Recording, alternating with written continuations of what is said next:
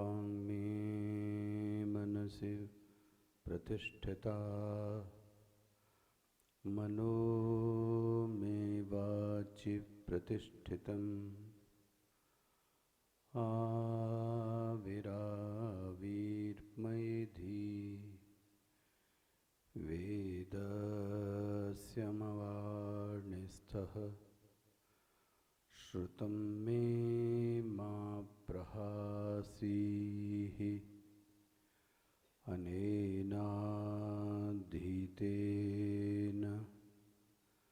अहोरात्रान् सन्दधामि ऋतं वदिष्यामि सत्यं वदिष्यामि तन्मामवतु तद्वक्तारमवतु अवतु माम् अवतु वक्तारम् अवतु वक्तारम्। ॐ शान्तिः शान्तिः शान्तिः। सदाशिवसमारम्भां शङ्कराचार्यमध्यमाम् अस्मदा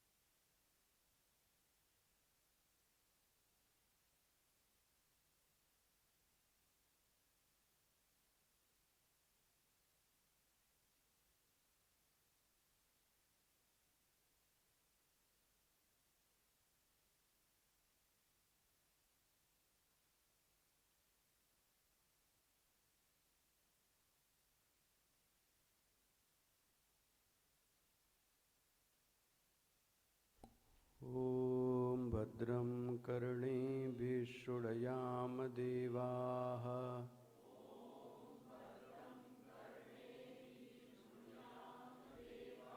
भद्रं पश्येमाक्षभिर्यजत्राः स्थिरैरङ्गैस्तुष्टुवागंसस्तनूभिः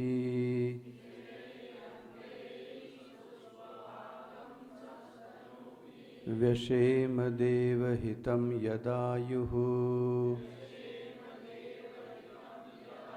स्वस्ति न इन्द्रो वृद्धश्रवाः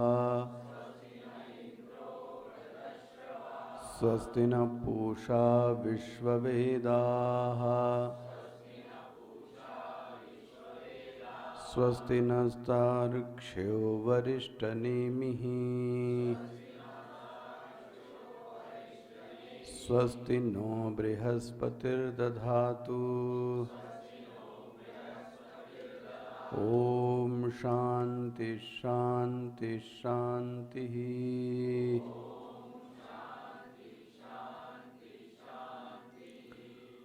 ॐ ब्रह्मा देवानां प्रथमः सम्बभूव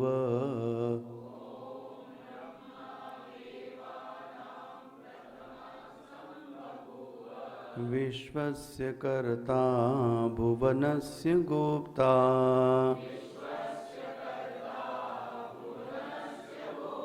स ब्रह्म विद्यां सर्वविद्या प्रतिष्ठाम्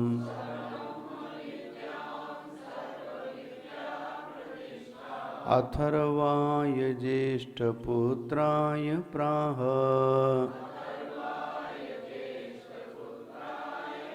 ॐ ब्रह्मा देवानां प्रथमस्वं बभूव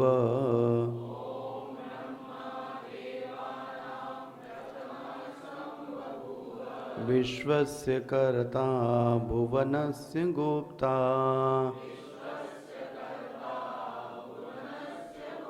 स ब्रह्म विद्यां सर्वविद्या प्रतिष्ठाम्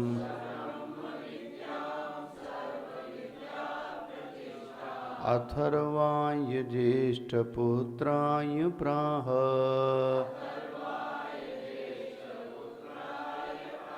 अथर्वाय ज्येष्ठपुत्राय प्राह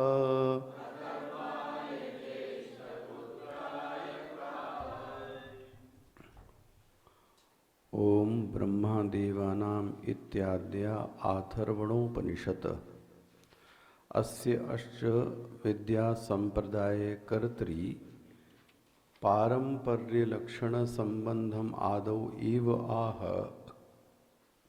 स्वयमेव स्तुत्यर्थम एवं ही महद्भिः परम पुरुषार्थ साधनत्वेन गुरुणा आयासेन लब्ध्वा विद्या इति श्रोत्री बुद्धि प्ररोचनाय विद्यां मही करोति स्तुत्या प्ररोचिताया हि विद्यायां सादराः प्रवर्तेरन्नैति प्रयोजनेन तु विद्यायाः साध्य साधन लक्षण संबंधम उतरत्र वक्ष्यति विद्यते हृदय ग्रंथि इत्यादिना अत्र च अपर शब्दवाच्यां ऋग्वेदादिलक्षणायां विधि प्रतिषेध मात्र परायां विद्यायां संसार कारण अविद्यादि दोष निवर्तकत्वं नास्ति इति स्वयमेव मुक्त्वा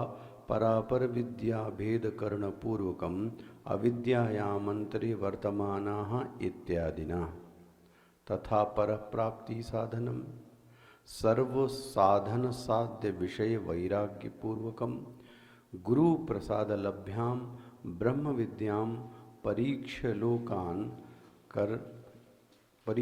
लोकान इत्यादिना प्रयोजनं च असकृत ब्रवीति इति ब्रह्मवेद ब्रह्मैव भवति परामृताः परिमुच्यन्ति सर्वम् इति च ज्ञानमात्रे यद्यपि सर्वा आश्रम अधिकारः तथापि संन्यास निष्ठा एव ब्रह्म विद्या मोक्ष साधनं न कर्म सहित इति भैक्षचर्यां चरन्तः संन्यास योगादिति च ब्रुवन् दर्शयति विद्या कर्म विरोधाच्च नहीं ब्रह्मात्मैकत्व दर्शनेन सहकर्म स्वप्ने अपि संपादयितुं शक्यम् विद्यायाः काल विशेष अभावात् अन्यत निमित्तत्वात् काल संकोचनुपपत्तिः यत्तु गृहस्थेषु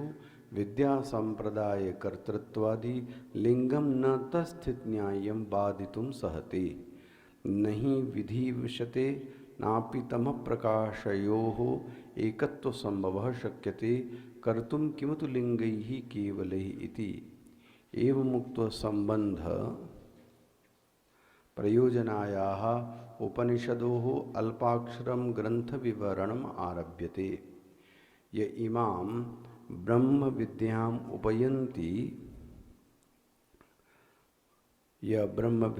उपयन्ति आत्मभावेन श्रद्धा भक्ति पुरासराः सन्तः तेषां गर्भ जन्म जरा रोगादि अनर्थकपूगं निशातयति परं वा ब्रह्म गमयति अविद्यादि संसार कारणम च अत्यंतम अवसादयति विनाशयति इति उपनिषद उपनिपूर्वस्य सदेवेः अर्थस्मरणात्। तो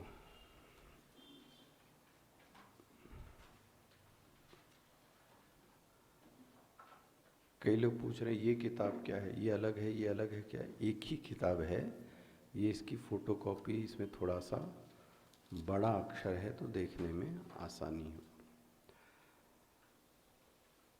खैर, तो कल एक विषय आपके सामने ये रखा, इस ब्रह्म विद्या का इस कर्म से सह समुच्चय संभव नहीं हो सकता। मतलब कोई सोचे कि ब्रह्म विद्या भी साथ में चले और कर्म भी चले, तो ये दोनों कभी एक साथ नहीं चल सकते। इसलिए एक हेतु दिया भगवान भाष्यकार ने, आपने अंडरलाइन किया होगा। पहला बात तो स्पष्ट की, ज्ञान मात्र यद्यपि सर्व आशमानाम अधिकारः। ये नहीं कह सकते कि ब्राह्मण वो ब्रह्मचर्य गृहस्थ वानप्रस्थ संन्यास में किसी को अधिकार नहीं है, सबको अधिकार है। लेकिन भाष्यकार लिखते हैं तथापि, उसके बावजूद वह किसी भी आश्रम में होवे, इसमें कोई दिक्कत नहीं है। संन्यास निष्ठा एव ब्रह्म विद्या मोक्ष साधनम। यदि उसमें संन्यास नहीं है तो वो ब्रह्म विद्या को प्राप्त नहीं कर पाएगा। संन्यास का अर्थ हो गया, एक तो स्थूलतः संन्यास मैंने बोला, और कल एक संन्यास बोला वृत्तितः संन्यास। और आपकी सरल भाषा में और कह दूं, जिस व्यक्ति के जीवन में जितनी निवृत्ति है उसको उतना ही ज्ञान होगा। सरल भाषा में कह रहा हूं। और सबसे अच्छा उदाहरण कोई और नहीं, आप स्वयं हो। जो व्यक्ति, जितने हम लोग 40-45 लोग आप बैठे हैं, सबके मन में प्रवृत्ति और निवृत्ति अलग अलग मात्रा में है चित्त में। अब उसी विद्यार्थी को ज्यादा ग्राह्य होगा जिसके जीवन में निवृत्ति ज्यादा हो गई। अभी स्पष्ट देख लो। हालांकि पढ़ने और पढ़ाने वाले सब लोग कैसे हैं, एक हैं, लेकिन एक के चित्त में टिकेगा ही नहीं, समझ में ही नहीं आता, और बम्बार्डिंग होती है। क्या होता है, भगवान बोले मालिक है। एक ऐसे भी अधिकारी है, एक ऐसे भी अधिकारी हैं जो इसको पढ़कर आप पढ़ें तो हमें ताज्जुब होता है, इतने यंगस्टर्स और इतने अच्छे लोग भी सुन रहे हैं कि उनका संन्यास लेने का मन हो जाता है। आप जब प्रश्न पढ़ेंगे, पता नहीं आप देखते हैं, उसमें तो प्रश्न इतने सुंदर सुंदर प्रश्न हैं कि आपकी तबीयत खुश हो जाएगी। यही नहीं, बाहर के लोगों के बहुत अच्छे प्रश्न हैं। सीधी सी बात है, चित्त में निवृत्ति का वातावरण कैसा है? जितना चित्त में निवृत्ति होगी, ब्रह्म विद्या उतनी ही अच्छे सरल रूप से चित्त में प्रतिष्ठित हो जाएगी। और यदि चित्त वर्तमान है, प्रवर्तमान है, प्रवृत्ति में लगा हुआ है, और अंदर ऐषणाओं से अभी उसको छुटकारा नहीं मिल रहा है, तो वो चित्त में ब्रह्म विद्या सुनते हुए भी कुछ असर नहीं दिखा पाएगी। असर नहीं मतलब उसकी सोच नहीं बदल पाएगी। अच्छा, यहाँ जरूर छेड़ा है तो बोल दूं। भगवत गीता अध्याय 6 इस बात पर बहुत जोर देती है, निवृत्ति के साधक अलग हैं और प्रवृत्ति के साधक अलग हैं। आरुक्षो मुने योगम कर्म कारण मुच्यते, योगारूढ़स्य तस्यैव शमः कारण मुच्यते। देखो जी, यदि चित्त में निवृत्ति नहीं आ रही है तो मैं आपसे एक पहली बात कह सकता हूं, मोटी मोटी, उसका व्यवहार ठीक नहीं है। पहला ही कहा जा सकता है उसका व्यवहार उचित नहीं है। दूसरा कहा जा सकता है उसने अपने स्वधर्म का पालन में उसके कहीं ना कहीं क्या है, कमी है। या तो व्यवहार करने की कला नहीं आती है। देखो जी, ये भी तो एक कला है। अब वह व्यवहार करने के बाद चित्त में इतनी दिन तक वो व्यवहार जमा रहता है, आपसे बताऊं, ये निशानी है कि व्यवहार आपने ठीक नहीं किया है, क्योंकि उसका स्मरण होता है बार बार आपको। तो व्यवहार दोष तो है ही है ये। दूसरा, यदि व्यक्ति अपने स्वधर्म का पालन ठीक से नहीं कर रहा है तो भी उसके चित्त में निवृत्ति नहीं आ सकती। और यदि चित्त में निवृत्ति नहीं है, यहां भाष्यकार के शब्द में ले रहा हूं संन्यासम, तो ये सोचे कि सब काम करते हुए ब्रह्म विद्या प्राप्त कर ले, तो भगवान भाष्यकार कहते हैं स्वप्न न ब्रह्मि एकत्व दर्शनेन सह कर्मे स्वप्ने अपि संपादयितुम शक्यम। तुम स्वप्न में भी मत सोचना ये बातें। सी कितना स्पष्ट है, स्वप्न में भी ऐसा नहीं हो सकता। और कल मैंने इसकी आपको काट ये बताई, ब्रह्म विद्या जो खड़ी है वो निवृत्ति प्रधान चित्त पे खड़ी है, अकर्तृत्व चित्त पे खड़ी है। जिसके जीवन में रजोगुण क्षय हो रहा है, मैं नहीं कह रहा हूं समाप्त हो गया है, रजोगुण है लेकिन कम है। उसके जीवन में कर्ता भाव बहुत ज्यादा नहीं है। और जिस चित्त में कर्ता भाव बहुत ज्यादा प्रबल हो, वो चित्त ब्रह्म विद्या को नहीं संभाल सकता। इसलिए निर्णय ही कल दिया गया, कर्म विरोधाच। मिल गया, छोटा सा वाक्य है, अंडरलाइन कर लीजिए, है ना, विद्या कर्म विरोधाच, इतना मिल गया। यही है मुख्य वाक्य। विद्या, विद्या मतलब ब्रह्म विद्या, ब्रह्म विद्या और कर्म का आपस में विरोध है। कर्म खड़ा है कर्तृत्व पर, ब्रह्म विद्या खड़ी है कर्तृत्व पर। ब्रह्म विद्या खड़ी है सत्वगुण पर और कर्म खड़ा है रजोगुण पर। ब्रह्म विद्या खड़ी है निवृत्ति प्रधान चित्त पर और कर्म खड़ा है प्रवृत्ति प्रधान चित्त पे। ब्रह्म विद्या खड़ी है ऐषणी जितना ही कम हो, और कर्म खड़ा है जितनी महत्वाकांक्षाएं जितनी ज्यादा हों।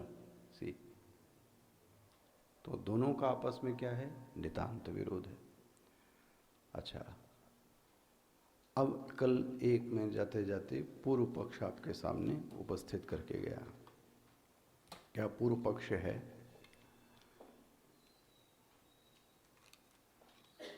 एक विद्यार्थी है जिसने ब्रह्म विद्या को पढ़ा और ब्रह्म विद्या को समय आने पर वो भूल गया, खंडित हो गई।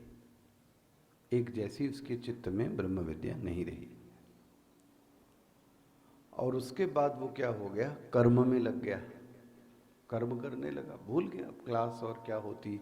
ऐसे बहुत सारे लोग आते रहते हैं। थोड़े दिन सुना और सुनने के बाद नहीं ग्राह्य हुई तो वो जो करते थे वो करने लगे। तो अब ये तो नहीं कह सकते कि उसके चित्त में ब्रह्म विद्या, तो वो साधक ये स्वीकार करता है कि मेरे चित्त में विपरीत भावनाएं ज्यादा हैं, मैं उसमें निष्ठा प्राप्त नहीं कर पाया, ये सच है। मैंने उस ज्ञान में निष्ठा नहीं प्राप्त की, ये तो सच है। लेकिन मैंने उस ज्ञान का श्रवण किया है और चित्त में उसको उतारा भी है।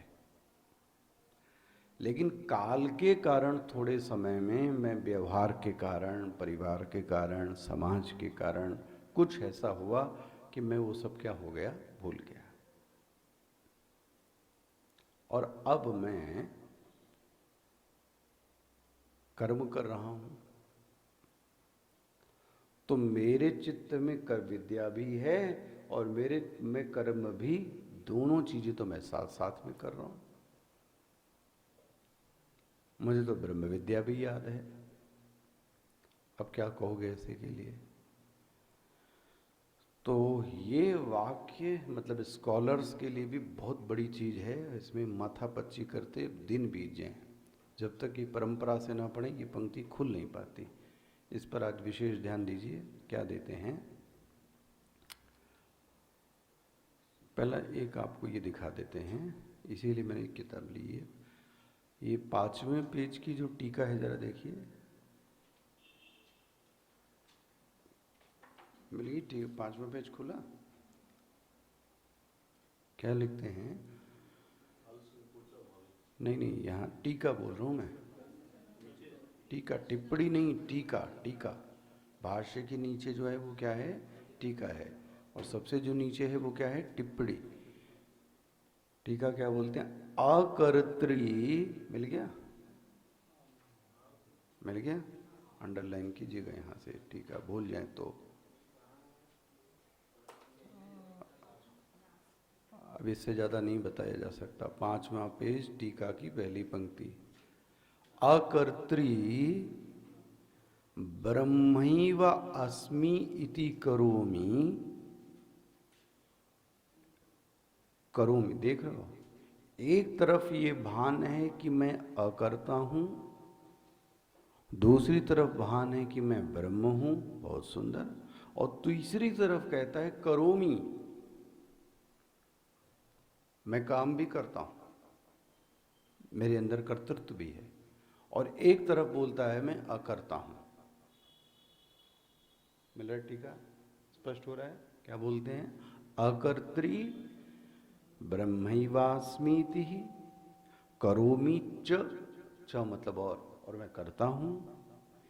इति स्फुटः व्याघात इत्यर्थः, स्पष्ट दिखता है और इसमें आपस में एकदम विरोध है। स्फुटा मतलब स्पष्ट एकदम। यदा ब्रह्मै एकत्वम विस्मरति, देखो यही है पूर्व पक्ष। जब मेरे चित्त में ब्रह्म के एकत्व ज्ञान का विस्मरण होता है, यदा ब्रह्मै एकत्वम विस्मरति तदा उत्पन्न विद्यो अपि करिष्यति ततः समुच्चय संभाव्य इति। और जब मैं ब्रह्म विद्या का विस्मरण हो जाता है तब मैं क्या करता हूँ? काम करता हूँ। सब मिल गया? तथा समुच्चय संभाव्य इति न वाच्यम इति आह। भाष्यकार कहते हैं, टीकाकार कहते हैं, ये संभव नहीं हो सकता, एकदम ही संभव नहीं है। क्यों नहीं संभव है भाई? क्यों नहीं संभव है? हम तो आपको बता रहे हैं दोनों चीजें एक साथ होती हैं। तो भगवान भाष्यकार ने बहुत बड़ा तर्क रखा है, इसको तोड़िएगा। पहला,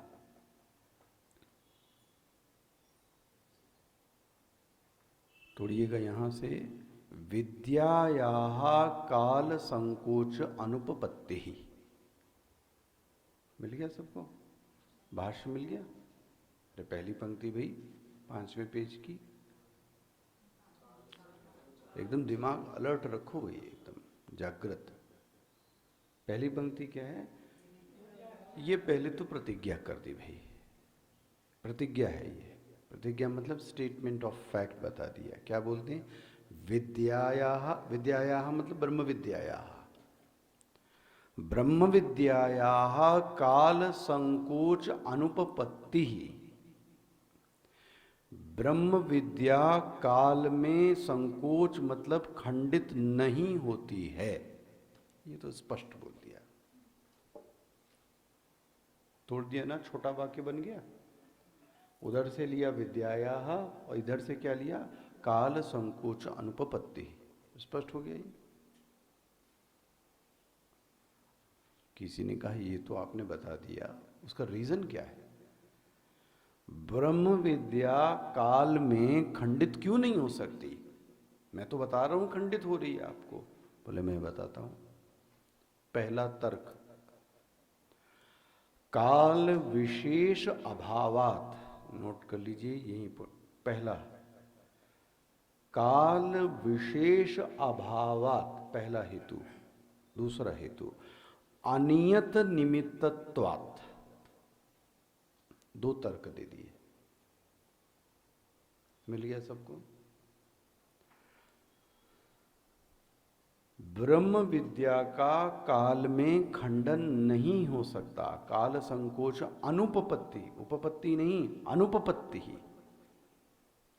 ब्रह्म विद्या का काल में खंडन संकोच नहीं हो सकता। क्यों नहीं हो सकता भाई? पहला, क्योंकि ब्रह्म विद्या काल विशेष अभावात, क्योंकि ब्रह्म विद्या काल विशेष में नहीं है, उसका अभाव है। दूसरा हेतु क्या दिया? अनियत, अ लगा लेना, न उल्टा मत पढ़ देना। मिल रहा है? अभावात जब करेंगे तो द क्या हो जाएगा? हलंत। तो हलंत हो जाएगा तो अ इसमें आ जाएगा तो क्या हो जाएगा? अनियत। नियत मत पढ़ लेना, अनियत निमित्तत्वात्। बोले महाराज जी समझ में नहीं आया, ये दो हेतु क्या हैं? अभी बहुत ज़्यादा आपको टेक्निकल पढ़ाने से फायदा नहीं, इसको अन्वयी दृष्टांत नहीं है, व्यतिरेकी दृष्टांत है। अब अच्छा, अन्वयी क्यों नहीं है? अन्वयी करेंगे तो जो व्याप्ति बनेगी वो व्याप्ति क्या बनेगी? यत्र यत्र ब्रह्म विद्या तत्र का तत्र तत्र काल संकोचानु। जहाँ जहाँ ब्रह्म विद्या है वहाँ वहाँ काल का संकोच। तो यही तो हमको सिद्ध करना है, तो इसका दृष्टांत क्या देंगे? तो इसको बोलते हैं, इसको समझाने के लिए अन्वयी व्याप्ति नहीं देते हैं। कैसे देते हैं? व्यतिरेकी व्याप्ति देते हैं, व्यतिरेकी दृष्टांत देते हैं। और ये समझ में ना आया हो तो दिमाग से निकाल दीजिए आप। क्या दृष्टांत देते हैं? काल विशेष अभावात। बोलते तुम तो ये देखो, तो कैसे? जो जो कर्म काल विशेष में होंगे वहां काल संकोच होगा। पहला क्या कहा गया? ब्रह्म विद्या में काल संकोच नहीं है। हम उल्टा बात कर रहे हैं। काल संकोच होता कहाँ पे है? पहले ये बात कर ली जाए। नहीं है वो तो छोड़ो, पहले ये बात करते हैं काल संकोच होता किस में? काल का संकोच वहीं होता है जो कर्म विशेष काल में किए जाते हैं। ठीक है ना? जो कर्म विशेष काल में किए जाते हैं वहां काल का संकोच होता है। बोले जो कर्म विशेष काल में किए जाते हैं मतलब क्या हुआ भाई? कौन सा कर्म विशेष काल में किया जाता है? टिप्पणी देखिए, टिप्पणी देखिएगा ना, टीका नहीं, टिप्पणी देखिए। नंबर 1, काल संकोच अभावे हेतु द्वयम आह। काल इत्यादि ना यथा, पहला हेतु देते हैं, यथा नित्यस्य। नित्यस्य मतलब हाँ ना ये सब मत कह देना हमेशा नित्य। नित्य कर्म, देखो नित्य कर्म। अब हम लोग नित्य मतलब वेदांत पढ़ते पढ़ते नित्य मस्तु एकम ब्रह्म, नित्य मतलब हमेशा रहने वाला, वो तो गए काम से। फिर यथा नित्यस्य,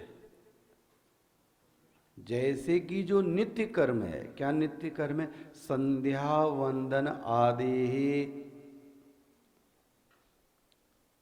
अब आप ध्यान रखना, ब्राह्मण क्षत्रिय वैश्य के साथ ये स्पष्ट लगा हुआ है महाराज, उसको संध्या जरूर करनी चाहिए। और संध्या में 2-3 चीजें विशेष हैं। संध्या करने का अधिकारी वही है जिसके पास यज्ञोपवीत होगा, वो तो अनधिकारी है। जिसके पास यज्ञोपवीत नहीं है वो नहीं कर। यहां तक कि शूद्र भी करे, लेकिन शूद्र सिर्फ शिखा रख सकता है। शूद्र को शिखा रखने का अधिकार है। बन गया? लेकिन ब्राह्मण क्षत्रिय वैश्य 3 को यज्ञोपवीत जरूर पहनना चाहिए, पहला। दूसरा, यदि उसके जीवन में संध्या, गायत्री संध्या नहीं है तो कुछ भी चीज सिद्ध होने वाली नहीं है, ये पक्का जान, कुछ सिद्ध नहीं होगा उसके हाथ में। त्रिकाल संध्या की जाती थी, अब तो पता नहीं त्रिकाल कौन, एक काल भी नहीं रह गई होगी। और जो अब हम लोग तो क्या, इसीलिए वो शक्ति नहीं, ये कहा गया कि जिसके यहाँ त्रिकाल संध्या नहीं है उसके घर का भोजन नहीं खा सकते, शूद्रवत माना गया। 2 दिन भी अगर नहीं हुई संध्या तो शूद्रवत माना जाएगा, वो व्यक्ति अन्न नहीं ग्रहण कर सकते, और उसकी संज्ञा दी गई शूद्र, क्योंकि इसने संध्या नहीं की। अच्छा, राम जी देखो आप, यज्ञ जितना पढ़ेंगे आप, अयोध्या के रास्ते पर जाते हैं, समय आने पर चौपाई आती है ना, नित्य कर्म संध्या के लिए तुरंत उतर के आते हैं। और संध्या में क्या, एक पात्र में जल, एक पात्र में विनियोग चाहिए, बस इतने 2 ही पात्र चाहिए, चमचा चाहिए, हो गया खत्म संध्या। हाँ, महाभारत युद्ध में युद्ध रुक जाता था, क्योंकि मध्याह्न भी संध्या होती है। अच्छा, संध्या में एक विशेष चीज है, संध्या में विशेष ये है कि प्रातः काल जो संध्या है वो तारे छिटे होने चाहिए और सुबह निकलनी होनी चाहिए। यदि वह समय पे संध्या निकल गई तो फिर फल नहीं मिलता ज़्यादा। अब यह है भैया कि जो करता है, जिससे छूट गई तो कम से कम काल का लोप हो गया तो क्रिया का लोप तो न हो गई, ये भी नियम है। काल का लोप हो जाने पर क्रिया का लोप न हो गई, ये एक दूसरी चीज़ है। लेकिन पहली जो प्रायोरिटी देनी चाहिए वो है काल का लोप नहीं होना चाहिए। तो संध्या का जो समय है, आकाश में तारे छिटके हुए और उस समय प्रथम संध्या की जाती है। हम लोगों ने गुरुकुल में, हमने तो बहुत सुंदर से अपने स्वामी जी की आज्ञा से उन्होंने ही दी थी, किया है, और उसका आनंद अलग है। प्रातःकाल, मध्याह्न, जब सूर्य एकदम नभमंडल पर एकदम युवान, एकदम तेज हो गए, 12 बजे, 1 बजे दोपहर में। और एक संध्या में करता था शाम को 6 बजे, 5:30, 6 बजे, गोधूली बेला आने वाली होती थी, है ना। तो कितनी संध्याएं होंगी? तो चलो 3 तो छोड़ो, आप 1 ले लो। संध्या में प्रमुख क्या है? समय। अगर तुम 11 बजे संध्या कर रहे हो तो संध्या नहीं मानी जाएगी। बन गया? संध्या तभी है जब अपने समय पर की जावे। तो ये जो संध्या का कर्म हुआ, ये कैसा कर्म हुआ? नियत विशेष काल में हुआ। और मैंने आपसे क्या कहा, जो जो कर्म विशेष काल में होंगे वहां काल का संकोच तो संध्या आदि में होगा कि नहीं होगा?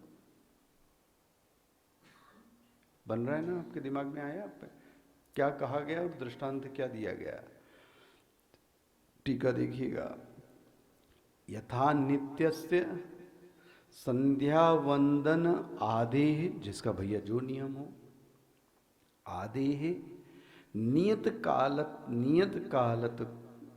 कालत्वाद काल संकोच, जिसमें कि काल का संकोच होता है। लेकिन ब्रह्म विद्या में क्या है? कहा ब्रह्म विद्या में काल का संकोच नहीं है। क्यों नहीं है? क्यों नहीं है? क्योंकि ब्रह्म विद्या का कोई विशेष काल नहीं है। पहले क्या, अब इतनी बुद्धि लप होए तो समझ जाओ कि संध्या करने की आवश्यकता है। बुद्धि एकदम तीक्ष्ण हो गए। जो विशेष काल में होगा वहां काल का संकोच होगा, जो विशेष काल में नहीं होता है उसमें काल का संकोच नहीं होता। संध्या एक विशेष काल में की गई, इसलिए वहां काल का संकोच प्राप्त हो गया। ब्रह्म विद्या के लिए किसी विशेष काल को नहीं बताया गया, ध्यान रखना।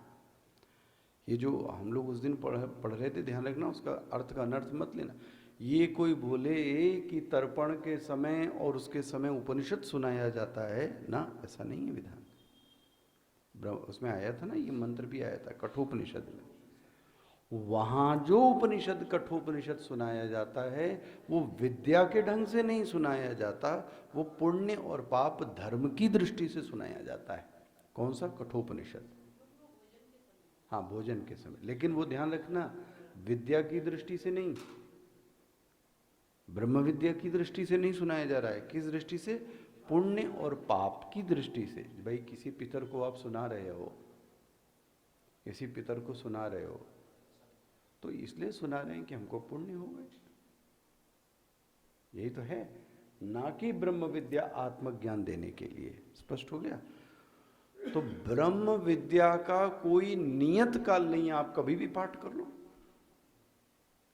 स्वयं तो कर ही सकते हैं एकांत में बैठकर। इसके लिए कैसे कहा गया कि मत करो?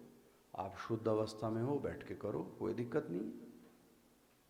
यहां तक कि इसके लिए कोई अमावस्या और पूर्णिमा भी नहीं, आप बैठ के पाठ करो अकेले। ये भी नहीं कहा गया कि तारे छिटके हों, जब मन चाहे तब पाठ करो, तुम्हारी बुद्धि ठीक हो गई, बस ये है। इसलिए हम लोग संध्या के समय उपनिषद नहीं पढ़ाते, क्योंकि जो व्यक्ति का तमोगुण है वो बढ़ जाता है, तो कहाँ से ग्राही होगा ये। लेकिन यदि विद्या दिमाग अच्छा है और सत्व का वातावरण बना हुआ है, बढ़िया पढ़ो, उसमें क्या दिक्कत है? फिर मिल गया? ये व्याप्ति समझ में आई? फिर से रिपीट कर रहा हूं, ब्रह्म विद्यायाः काल संकोच अनुपपत्ति। ब्रह्म विद्या में काल का संकोच नहीं होता है। क्यों नहीं होता है? क्योंकि काल विशेष अभावात, क्योंकि वहाँ की विशेष काल की बात नहीं की गई है। जहाँ विशेष काल की बात की जाती है वहाँ पर काल का संकोच होता है। पहला तर्क। दूसरा, अनियत निमित्तत्वात्,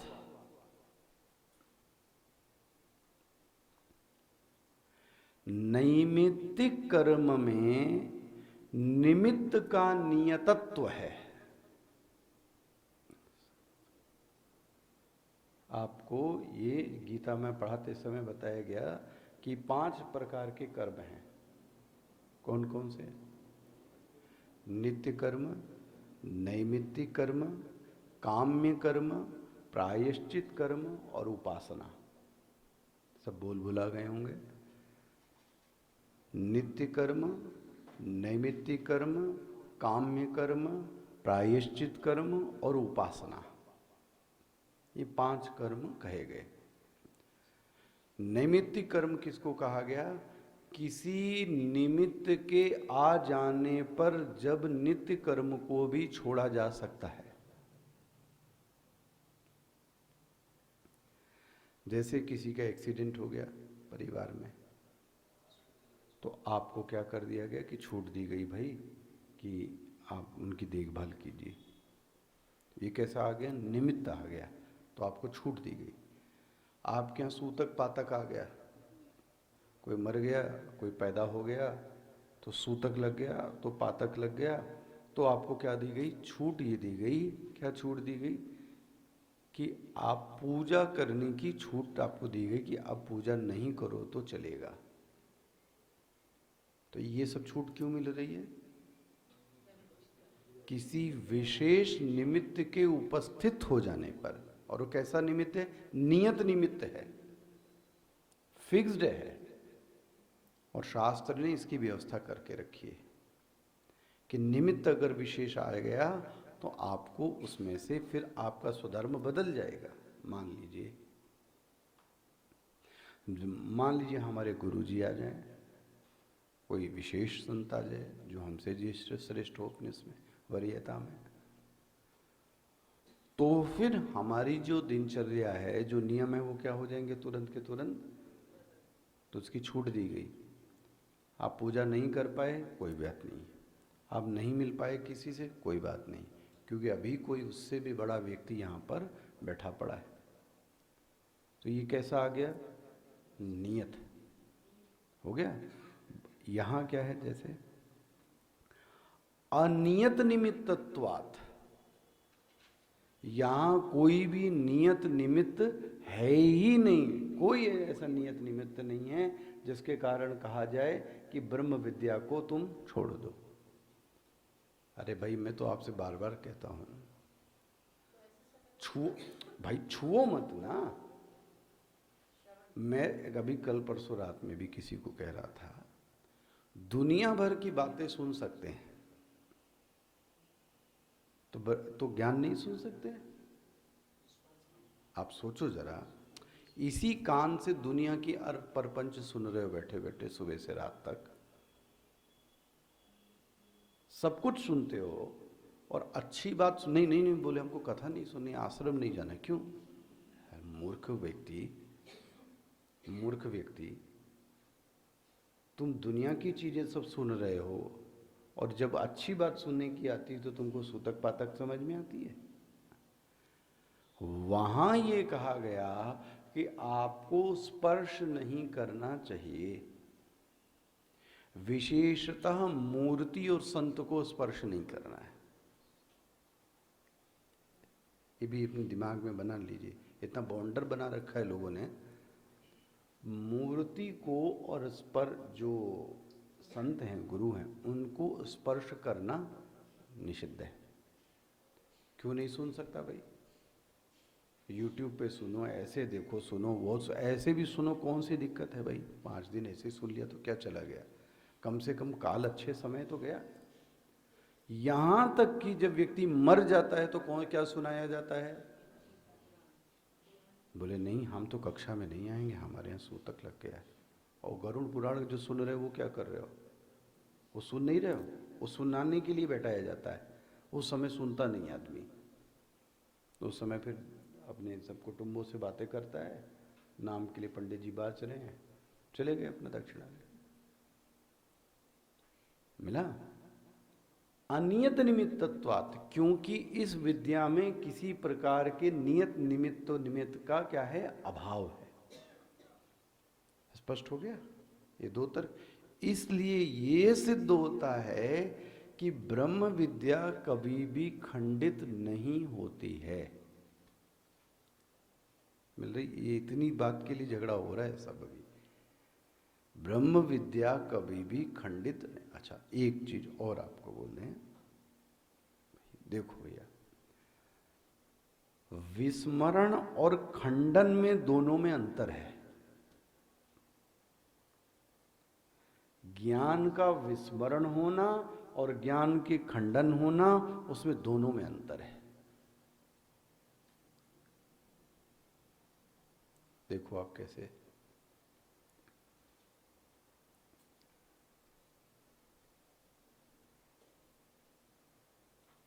मान लीजिए कि आपने ये ज्ञान प्राप्त किया कि अग्नि उष्ण है, अग्नि उष्ण है, तो आप दिन भर इस ज्ञान को यहां पे रखते हैं क्या कि अग्नि उष्ण है? अग्नि उष्ण है, अग्नि उष्ण है, पानी ठंडा है, पानी, तो ये तो भूल गए ना। लेकिन जैसे ही वो चीज सामने आई तो वो चीज आपको क्या हो गई? जागृत हो गई। और दे दें, सत्संग में बैठने पर आपको रागत द्वेष का क्या हो गया? अभाव हो गया। लेकिन जैसे ही आप उठेंगे और फिर से वो व्यक्ति कहीं दिख गया आपको रास्ते में, तो आपका फिर से क्या हो गया? जागृत हुआ। तो जब जागृत नहीं हो रहा था तब उसकी स्थिति क्या थी? तब भी वो था, तब भी वो था, लेकिन आपके स्मृति पटल पर नहीं था। जैसे ही सामने आ गया तो वैसे ही वह चीज क्या हो गई? जागृत हो गई। ठीक है? जब विषय सामने आ गया तो जागृत हो गई। तो यहां विषय कौन है? अहम, जो कि सदैव ही कैसा है? अपरोक्ष। तो कैसे खंडित हो सकती है? सोच के देखो आप। जो अहम है, ब्रह्म विद्या किससे संबंधित है? अहम से। अहम मतलब मैं मतलब शरीर नहीं, मन नहीं, बुद्धि नहीं, अहम आत्मा। वो तो आपका अपरोक्ष है, उस मैं को लेकर ही तो चल रहे हो सब दूर। जब उसका कभी अभाव ही नहीं होता तो खंडित कैसे होगी? अच्छा, दूसरी बात, जो खंडित हो जाए वह ज्ञान नहीं। इस बात को अच्छे से बचाइए। ज्ञान का जो लक्षण कहा गया वो कहा गया अबाधितम। शब्द पहला ही ज्ञान का लक्षण क्या किया? जो बाधित ना होवे वो है कौन? अब बाधित देखो कैसे हो रहा है। हमको लगता है कि सूर्य छोटा है, लेकिन आपको पता है सूर्य हमसे लाखों गुना बड़ा है। अभी स्वामी जी को कहीं सुनना था, उन्होंने कभी सुना होगा बीबीसी पे, कहां पे, सूर्य की जो बाह्य ऑर्बिट है उसका टेम्परेचर 6000 डिग्री है सेल्सियस, और इनर ऑर्बिट का तो 6 लाख 6 करोड़ से ज्यादा है। आहा। और हम लोग कितने में झुलसा रहे हैं अभी? 40, 45, 49 हो रही है तो अपनी पृथ्वी पे हाहाकार मची पड़ी अभी। कल सुनने में कितने लोग मर गए, 44 लोग मरे वहां जाके। सिर्फ 49 और 50 और 52 को टच कर रहे हैं। एसी में ब्लास्ट हो रहा है, कंप्रेसर फट रहा है। कितने में? जो सूर्य की एक्सटर्नल ऑर्बिट है वहां टेम्परेचर इतना है 6000 सेल्सियस। 6000। अभी अंदर की बात छोड़ दो, आप पकड़ में आ रही है हमको ये चीजें? और हमको अभी क्या दिख रहा है? बाल समय रवि बख्श लियो। महाराज ये आसान है। माँ गए थे संपाति, क्या हाल हुआ था जटायु, उसके पास तक तो सोचो इतनी ऊष्मा है, और हमको दिखता है छोटा सा गोला। ये ज्ञान बाधित हो गया कि नहीं हो गया? क्यों? जब प्रबल प्रमाण आया तो आपके अंदर जो ज्ञान बना था वो क्या हो गया? बाधित हो गया। विज्ञान ने आपके अंदर जो ज्ञान बना था उसको क्या कर दिया? बाधित किया। जो बाधित हो जाए वो ज्ञान नहीं है।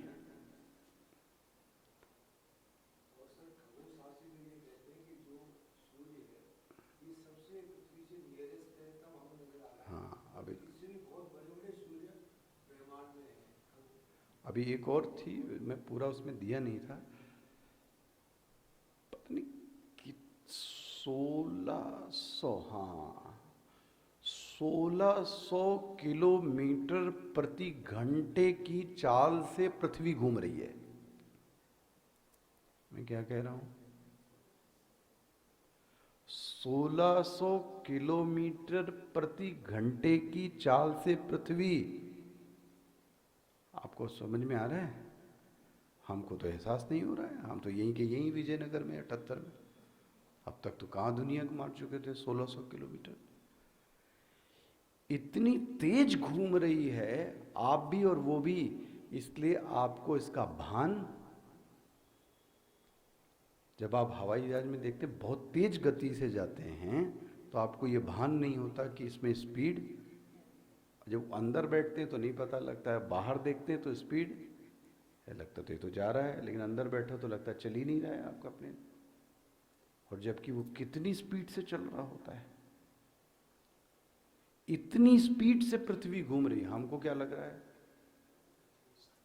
इसलिए भैया आपका ये जो ज्ञान है इस पे बहुत ज़्यादा भरोसा करने की ज़रूरत।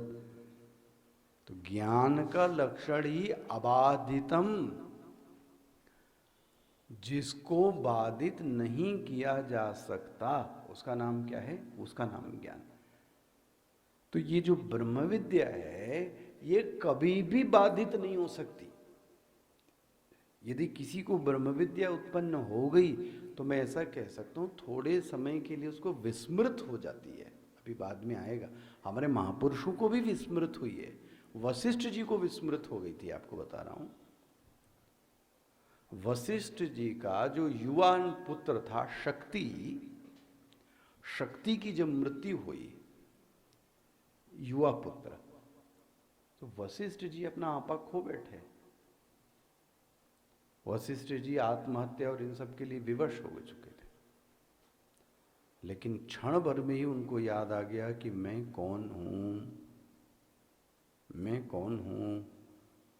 तो थोड़ी देर के लिए विस्मरण हुआ, लेकिन तुरंत ही अपना भान क्या हो गया कि मैं कौन हूं, ये याद आ गया। ब्रह्म विद्या का कभी भी खंडित नहीं हो सकती। ये प्रतिपाद्य विषय समझ में आ गया। क्यों नहीं हो सकती? ये दो हेतु याद रखिएगा। कौन कौन सा? काल विशेष अभावात, पहला, मेरे ख्याल से स्पष्ट हो गया होगा सबको। काल विशेष, जो विशेष काल में होएगा उसमें तो काल का अभाव होगा, जो विशेष काल में होगा ही नहीं उसमें काल का अभाव भी नहीं होगा। दूसरा, अनियत, नियत नहीं, अनियत निमित्तत्वात्, इसका कोई नियत निमित्त नहीं है। जिसमें नियत निमित्त तो होता है, जैसे सूतक पातक, उसमें तो ये काल का संकोच होता है। यहाँ ऐसा कोई अनियत निमित्तत्व नहीं है। मिल गया? तो ये हेतु को थोड़ा ध्यान में रखिएगा। तो विस्मरण में और खंडन में अंतर है। हमारे अंदर बहुत सारी चीज़ें पड़ी, जैसे ही सामने आई वो ज्ञान हमारा क्या हो गया? जागृत हो गया। तो जो अहम है वो तो सदैव ही अपरोक्ष है, तो वो कभी भी बाधित हो सकता है। कोई वाणी से ना बोल पाए, ये संभव है। कोई व्यक्त नहीं कर पा रहा है अपने भावों को, इसका मतलब ये नहीं कह सकते कि उसके अंदर भाव ही नहीं है। भाव हैं, बोल नहीं पा रहा है तो ठीक है, नॉन एक्सप्रेसिव है इसका नेचर, और क्या है। क्लियर हुआ? अच्छा, एक कोई पुणे का ही ऐसा युवा लड़का है, इनका प्रश्न था वो,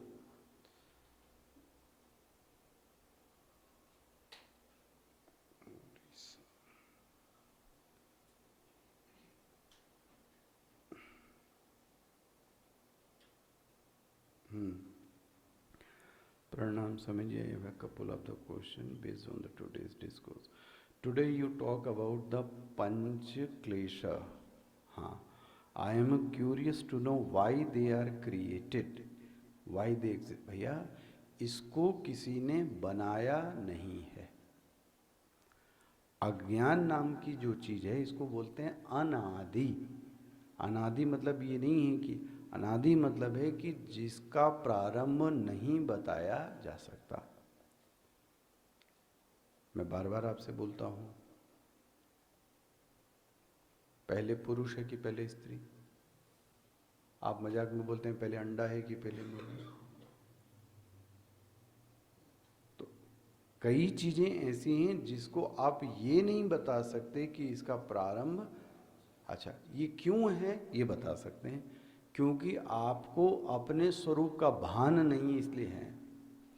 जिस दिन आपको अपने स्वरूप का भान हो गया, उस दिन ये चीजें, अविद्या क्या हो जाएगी? खंडित हो जाएगी। ऐसे व्यक्ति को ही जीवन मुक्त पुरुष, रियलाइज सोल कहते हैं। तो why they created? They are not created, ये तो अनादि काल से हैं। Why they exist? एग्जिस्ट इसलिए करते हैं कि जो तुमने कर्म किए हैं वो तुम भुगतो, और आगे के लिए सावधान हो जाओ कि हमको ऐसी चीज़ें नहीं करनी। इस अविद्या के चक्कर में जब आप कोई संत, गुरु, सत्संग की परिस्थिति मिल जावे भगवान की कृपा से, तो हमको उस ज्ञान को क्या कर लेना चाहिए? प्राप्त कर लेना चाहिए। If created, who created? Naturally question आएगा, बट इसको हमने माना किसी ने क्रिएट किया ही नहीं। ये दूसरा क्या है? Why do humans have initiate longing for piece और हैप्पीनेस? मतलब क्या हुआ? क्या कहना चाह रहे हैं? हाँ, अरे भाई यही तो हमारा स्वभाव है ना। जैसे पानी का जो स्वभाव है वो क्या है? ठंडा होना, ये उसका स्वभाव है। जैसे अग्नि का स्वभाव क्या है? उष्णता। तो जीव को स्वाभाविक रूप से क्या चाहिए? सुख और शांति। ये आया ही इसलिए है कि इस परम सुख को और परम शांति को क्या कर ले वो। तो ये जीव के मन में किसी ने डाला नहीं है।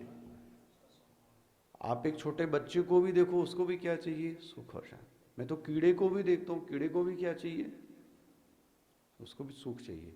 वो भी देखो वॉशरूम के ठंडे वातावरण में कहीं छिप के रहता है, तो उसको भी क्या चाहिए? सुख। सांप के बिल में जब गया पानी तो बेचारा भागा ना, धूप पड़ी तो भागा ना, तो उसको भी क्या चाहिए? छां चाहिए, शीतलता चाहिए। तो जो जीव मात्र है उसका स्वभाव ही क्या है? सुख और शांति। तो मतलब why do human not human, कोई भी जीव हो उसको क्या चाहिए? सुख और शांति चाहिए, पीस और the happiness. Is it okay to have it और is it also as a आसक्ति and desire? This is a not आसक्ति and desire, this is his स्वभाव। स्वभाव मतलब शुरुआत से ही उसके मन में ना तो ये आसक्ति है, ना तो ये उसकी, कहने को कह लो आप डिजायर, कोई दिक्कत नहीं, लेकिन आसक्ति शब्द तो एकदम ही। तो वो व्यक्ति को सुख चाहिए। हाँ, कहाँ खोजता है?